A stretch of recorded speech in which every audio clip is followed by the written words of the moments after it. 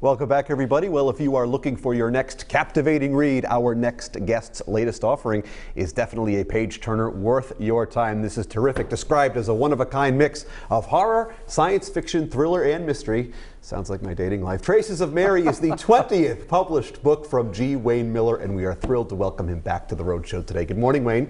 Good morning, Brendan. Happy to be here. Happy to be back in the studio, frankly. Yes, welcome back. Yeah. When we last saw you, you and I were over Zoom, but I know you've been to the Roadshow studio before, so it is great to welcome you back. First of all, number 20, did you ever envision when you started out as a young writer that you'd get here? No, I never did. You know, you do one book at a time, and your first book, when you get it published, is like so amazing, and you could potentially rest on your laurels there.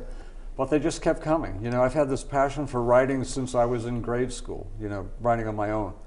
Which is a wonderful thing, and the fact that you have an outlet to share your creativity is terrific. So let's really talk about this latest effort, Traces of Mary, the inspiration, kind of how you arrived at this idea, because it's quite compelling.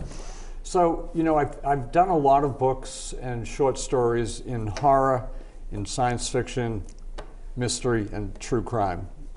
So all of that kind of came together and melded, if you will, with my journalistic passion, which is writing about mental health for the Providence Journal. I've written about mental health since the 1980s.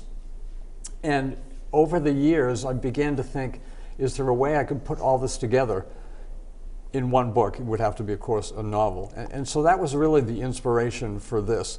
And you know, when you're writing a book, at least when I'm writing a book, you start out with sort of vague ideas, and then you just scribble, you take notes with my red pen, or now, of course, on a computer or whatever, and it comes together. But the characters that I created here are really dear to my heart.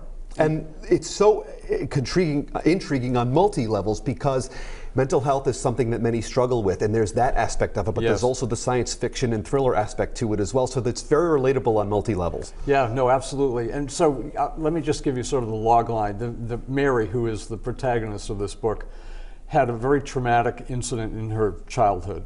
But she recovered from it. She had PTSD, but she recovered. She went on to become a social worker and have a career, and then something awful happened. One of her children died. She had two children. Jess, her daughter, died quite tragically. And this really kind of tipped her over, if you will. So she went to a psychiatric hospital. She did okay, but then she began to think, and this is something, I played with this to the very end. She began to think that she was possessed by an alien being.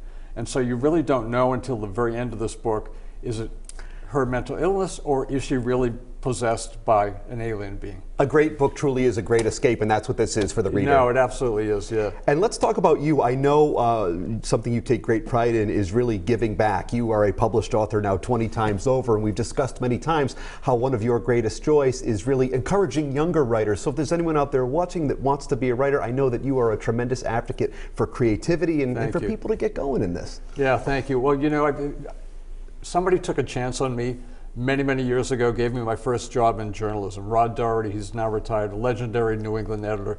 He was the city editor at a paper no longer there, the North Adams Transcript. This is back in the late 1970s. I sent out resume after resume after resume. Almost nobody wrote back, but he did. He hired me and gave me a shot. I'd never taken a course in journalism, never been to journalism school. He took a shot at me, took a chance on me, and that was the start of my career. And so I was always grateful to him.